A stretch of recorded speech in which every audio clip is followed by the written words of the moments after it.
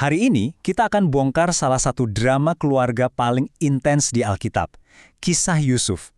Coba bayangkan, kamu anak kesayangan, malah dijual jadi budak sama abang-abangmu sendiri. Ini bukan sekedar cerita lama loh, tapi pelajaran luar biasa tentang pengkhianatan, penderitaan, dan gimana cara kerja Tuhan yang seringkali di luar nalar kita. Pertanyaan ini nih intinya. Gimana kalau ternyata titik terendah dalam hidup, pengkhianatan yang paling sakit, justru jadi gerbang untuk sesuatu yang jauh lebih besar? Yuk kita telusuri sama-sama. Oke, biar ceritanya runut, kita akan bedah kisah ini dalam 5 babak. Mulai dari akarnya, yaitu masalah di dalam keluarga, terus kita lihat konspirasi jahatnya, puncak pengkhianatannya, gimana dampaknya ke sang ayah, dan yang terpenting, kita akan lihat peran Tuhan di balik semua kekacauan ini. Kita mulai dari bagian pertama. Seperti kebanyakan drama, semuanya berawal dari rumah, dari cinta yang gak adil dan rasa cemburu yang udah mendarah daging. Jadi, coba kita lihat pemain utamanya.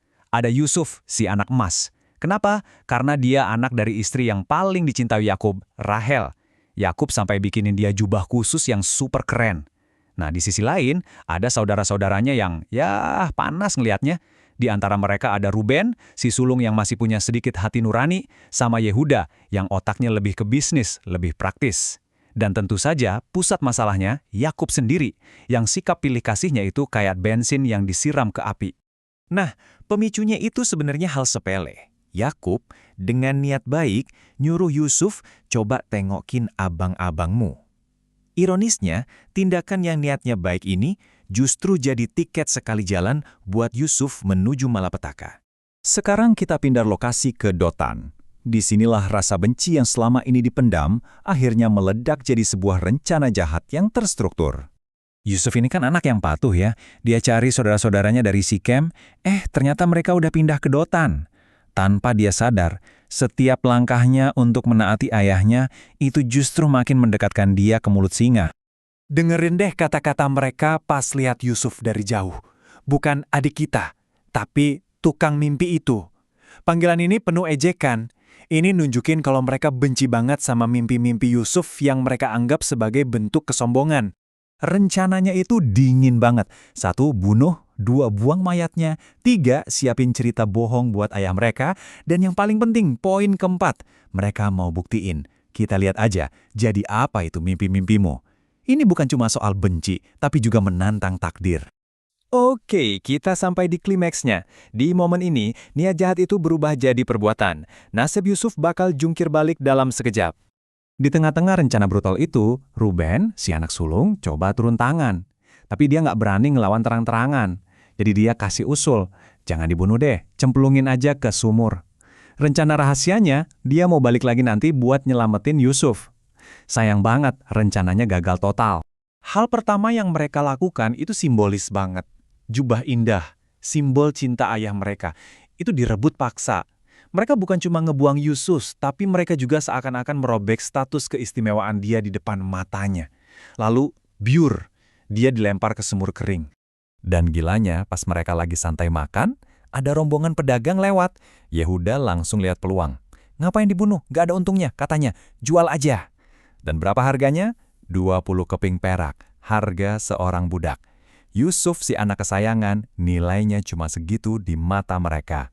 Jadi, diangkatlah Yusuf dari lubang itu bukan untuk diselamatkan, tapi untuk dijual. Perjalanannya ke Mesir pun dimulai bukan lagi sebagai anak manja, tapi sebagai komoditas, sebagai barang dagangan. Bagi saudara-saudaranya, masalah selesai. Tapi satu kejahatan itu seringkali butuh kejahatan lain buat nutupinnya. Setelah Yusuf hilang, sekarang mereka harus pulang dan berhadapan sama ayah mereka. Disinilah kebohongan terbesar mereka mulai dirancang. Coba lihat betapa liciknya siasat mereka. Jubah yang sama, simbol cinta Yakub ke Yusuf, mereka pakai jadi senjata penituan.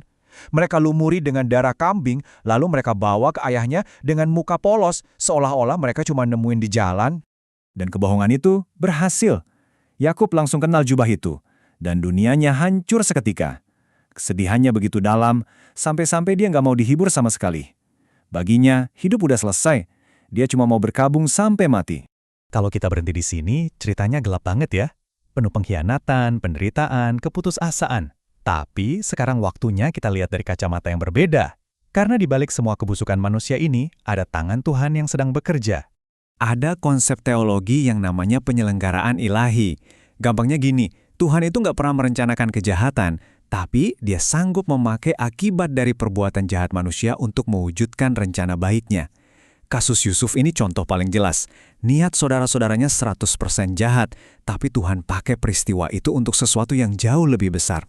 Dan ini bagian yang bikin merinding. Ribuan tahun sebelum Yesus lahir, kisah hidup Yusuf ini seolah-olah jadi spoilernya. Lihat deh kemiripannya. Sama-sama anak yang paling dikasihi Bapa, sama-sama ditolak sama saudaranya sendiri. Bahkan, sama-sama dijual demi kepingan perak. Puncaknya, lewat penderitaan, mereka berdua jadi juru selamat. Yusuf menyelamatkan keluarganya dari kelaparan, sementara Yesus menyelamatkan seluruh dunia dari dosa. Luar biasa kan? Jadi, apa intisari yang bisa kita ambil? 1. Iri hati itu racun. Bahaya banget. 2. Yang paling utama, Tuhan itu berdaulat. Dia bisa ambil skenario terburuk sekalipun dan mengubahnya jadi kebaikan. Penderitaan Yusuf itu bukan akhir dari segalanya, tapi justru jalan yang harus dia lewati supaya rencana besar Tuhan terwujud. Nah, ini pertanyaan buat kita semua renungkan. Waktu kita lagi di titik terendah, dikhianati, atau merasa nggak adil, bisakah kita percaya? Sama seperti kisah Yusuf, bahwa Tuhan sebenarnya lagi menenun sebuah mahakarya di balik layar, bahwa Dia bisa memakai hal terburuk dalam hidup kita untuk mendatangkan kebaikan terbesar? Terima kasih sudah menyimak pembahasan mendalam ini. Jangan lupa ikuti, komen, dan bagikan supaya makin banyak orang yang diberkati. Ikuti terus serial SPJ_Alkitab untuk penelusuran lainnya. Sampai jumpa.